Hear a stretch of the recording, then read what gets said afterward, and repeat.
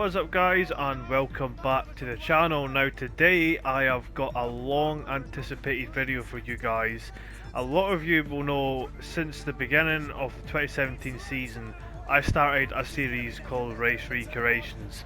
Now since then I've pretty much recreated every single F1 season up until maybe last year when I started to slow the recreations down. Now in all my time of doing the recreation videos, you'll notice I haven't really shown a behind the scenes of them until now. For those who don't know, I did say a few years ago that if we hit 100,000 subscribers on the channel, I would do a full behind the scenes of my recreation videos. And it's fair to say we're definitely past that, and I do apologise for being a little bit late to the party, but due to my current schedule, it's generally so hard to try and fit in these type of videos while trying to do my other stuff. But we're here now, so let's not waste any more time and begin. Now normally when I would do my recreations, I would have a schedule set and it would probably start around Saturday near qualifying time, because basically we've got a time limit to try and do these in. I always seen it as there's never a rush to finish them, and obviously I could take my time, but when I started getting better at the recreations, I started to realise I could be able to do them within, I don't know, maybe 3, 4, possibly even 5 days.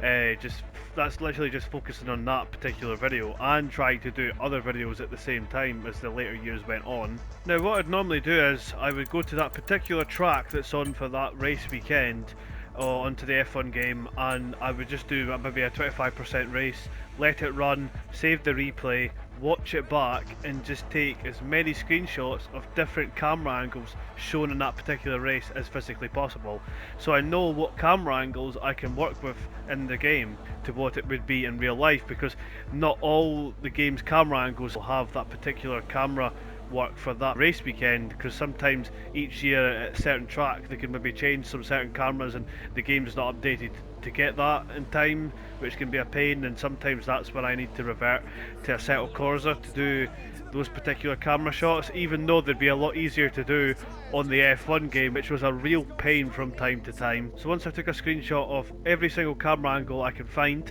on that particular track, I would then now need to arrange the exact tyre set. Now this particular bit is really going to blow your mind, because I don't think anyone's going to expect the way I had to do this. So basically when it comes to organising the tyres for the AI, I would need to do a few laps in a 25% race, 50% race and 100% race, and including the distances for the sprints as well, which you can adjust from 5 laps all the way to 100% sprint race distance. Now before you start the race, I'd always click on Race Director and check what tyres every AI is starting on, and sometimes you get lucky with the whole field's on a particular tyre, sometimes drivers pick random tyres. Going by my luck, you would have the whole field on hard tyres for a dry race, and then here's the 2 Ferraris on wets or something, do you know what I mean? Like, and it's so funny because there's actually times where I've actually had AI all on the softs and 1 or 2 drivers just starting on the hards for some stupid reason. Before I go any further, just to slow things down, just to give you guys more of an understanding how this full schedule works. So basically the Friday or the Saturday is when I do the arranging of what tyre compounds the AI start on for each race distance, and take the screenshots of the game cameras just so I can have them in a folder ready so I can get straight on with the recreation itself. Now normally after the race is done, I would wait on the highlight package from F1, and then I would download that particular video, and then I would take a bunch of screenshots of the graphics and then edit them into my software when I eventually do the final touches to the full recreation video. Now obviously some of you are going to say, why do you not just make your own graphics? It's because it would take way too long to do all that. I don't have the time to make my own graphics, so I basically just crop them out from that particular video, also added in little bits and pieces from my sort of side as well. And another thing is that the graphics are literally in sync of when the graphics from the video and the race comes up. You probably didn't notice. I know none of you would have probably noticed that, but I can prove to you in this video, when I'll be showing it at some point during it, that you can see me syncing up the graphics at a particular point during the race to what it shows in real life as well, which I didn't have to put that much effort into doing it, but the problem with me is I want literally everything perfect.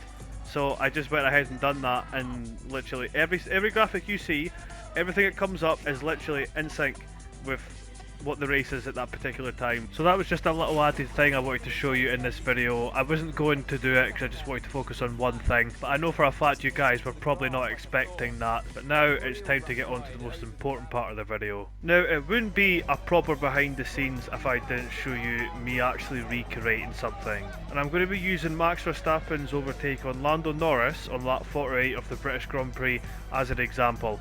Now, you'd think it's just a simple overtake, and yeah, it is. It's pretty easy to do and won't take too long to do.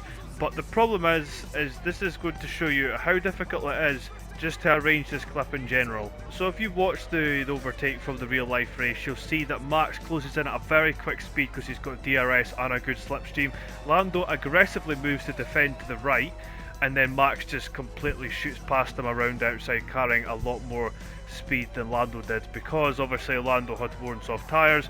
Max's hard tyres could last a little bit longer, which gave him more grip to carry more speed into the corner. Now, for the first example, I've picked Max because most of the AI for each race distance start on the soft tyres, which is a good start because I can go Max, go to the hard tyres, there you go, simple as. It's just a matter of rearranging the driver's position. Now, if this clip was to work out, which it doesn't by the way, which you'll find out in a sec, I do need to adjust the AI level a lot lower because obviously we are the faster car in this scenario and we don't want the AI be too high because, you know, the AI just start racing back into the corner and go a lot quicker than what Lando did in real life. Now, as you can see, once we get close to Lando, we've set the gap up perfectly, we're gaining, and then once we get close to him, he won't move aggressively like what Lando did because the AI don't really do those type of moves.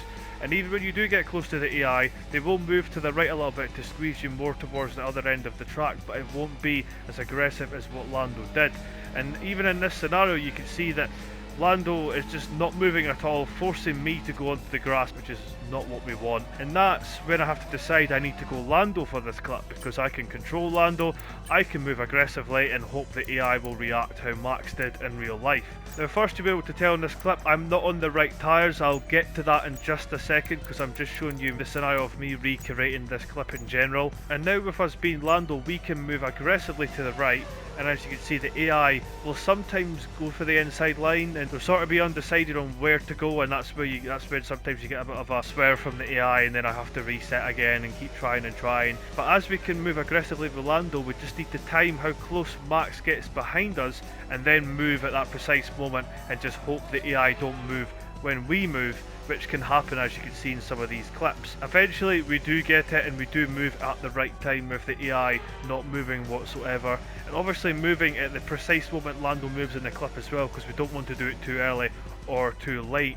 But even with it looking not too bad, I'll probably redo it so many times after until I get it bang on perfect. And I'm not going to show you that because I don't want to waste your guys' time, because it just goes on and on and on, and there's times where I don't even need to use a flashback, but I need to just make sure it's perfect completely. This is just an example of how I work with the AI and what I need to do in these sort of scenarios.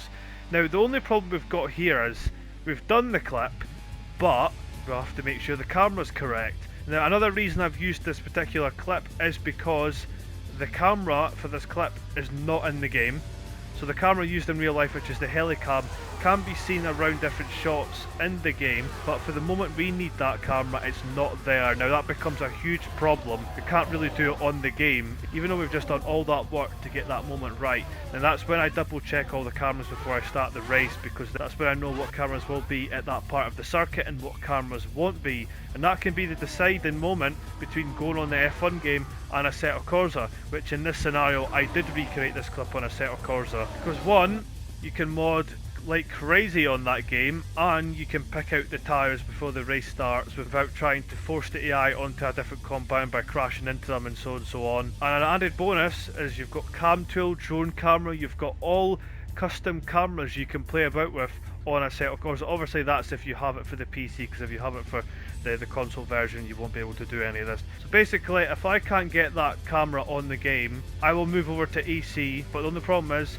I sacrifice not having flashbacks, so the clip in general might not turn out to be as perfect as what it would be on the F1 game, but the camera would probably look more realistic and we'll be able to just do the clip in general, which makes my life easier. And as I said before, there's a time schedule to work with here, so I'm not playing about with one clip for about 4 hours, which can be done in half an hour. I've got to make up my mind what I'm going to do, and sometimes I even just jump on to that one game because I know I can't do it on that one. But as I said, I'm showing you this as an example for this video because this is the scenarios I can deal with from time to time. Now, the reason why this clip was done in a series because obviously we don't have the camera in game, but there's other scenarios where it can be done in the game, but the problem is trying to get the right tyre compound for the driver, and that sometimes just does not work out at all. So let's take for example, we can do the Lando and Max overtake in the game. The camera's there, we could all do it, but we just need to make sure we get the right tyre compound. And then what I said beforehand, I'll try the 25% race distance because they'll start on the softs, because we've seen beforehand, as I mentioned earlier,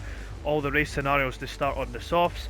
So I need to crash into Max on the first lap, see what tyres he goes on to, and if he doesn't go to the right tyre, which he doesn't in this scenario, try again, and if that doesn't work again, I'll give it about 2-3 more times until I give up. The 25% one was a write-off, as was the 35% one, but I'm going to show you a very interesting scenario which can happen as well, which is quite annoying to deal with. Now, as you can see here, I did a 50% race distance, retired from the session, and Max, on his race strategy, started on softs, but he pitted for hards. Now, I checked what lap he pitted on, and then basically what we're going to do here is, you think, well, we advance, we go back onto the 50% race distance, go again, and it'd be the same outcome. That's not how it works, unfortunately, because I'll show you a rare mistake that I can make from time to time, is every time I start a race distance and I go to check someone's tyres, and if they're right in that scenario, I need to save that session as soon as the lights go out. So if I retire from the session and see, oh, he's on the hards, I'll advance and then go again because I know he's going to do it. It won't, because that race, the next race outcome could be completely different to that one which I'm showing you here. Then restart the race, retire again and save it this time around, and look, he's on the mediums. And I try again and again and again, and he just keeps going on the mediums, and all the time he keeps pitting for mediums, and not once did he go back onto the hards in any of the scenario in the 50% race distance. And that one little thing, even though I tried so many times after that, can be the difference between going on to EC and doing that clip on the F1 game. Because after that, I was not messing about to try and get that scenario again, because even restarting the game and trying it 3-4 times after that refused to go on the hards. You can just get lucky in these scenarios, so it's very important that I remember to do a mid-session save before every race start, even if it's just checking for the tyres, because it generally can make the difference of you taking an hour or two for doing a clip which can only take 20 minutes, which should have taken 20 minutes precisely. So I'm going to show you a little thing that I have to do here as well, which I've had to do since F1 23, which is really annoying, but it's just the way the F1 games have went in the last few years. So if I've just recreated a second clip, but I need to also go back into that race, I'll save the replay, but you'll notice here I can't restart. Now this is when I need to trick the game. Rather than advancing, which would completely wipe that session and start a new one, I need to tab out and close the game via task manager and then go back into the game again so that session doesn't save. So that mid-session save I did beforehand, I can now restart from there and rejoin at that particular point during the race that I need to finish. Because as I said, if I advance, that's all that data wiped, and if I've got everything set up for a certain camera shot, need to save the clip quickly and then go back onto the clip and recreate the next part, then I would not be able to, because I just completely wiped the whole thing. But luckily, if I close the game via task manager, I can restart from where my mid-session save was, and then there we go from there. And that's just something as simple as that that can just change the outcome of a recreation taking longer than expected, which I know it's crazy, but the things I need to do sometimes, and it's the simple things like this that we don't really need on the F1 game. Why can we not just restart the session if we want to? It just makes no sense whatsoever. And that is just a few little details behind how I recreate some of the moments for my F1 recreations. Now, I've enjoyed showing you guys this because it has been due for a very long time, and now because I'm not doing my recreations as much, I can probably do a lot more of these. And if you guys want to see more of these, please let me know, because I will be happy to do so. If I start doing this as a series, I'll maybe start doing more of the crashes. And the only thing is with the crashes, they take a lot longer than what it would be for this video, and it would drag on and on and on. It could go on for hours, and I'm not even kidding. If I was to do a live video of me recreating a precise crash, trust me, it would go on for hours, and that's what really takes up the time for these videos. So I've tried to get as much in as I can for this video alone, but I do promise later down the line I will do more of these if you guys want to see that. So if you've enjoyed this video, please leave a like and let me know what you thought in the comments below.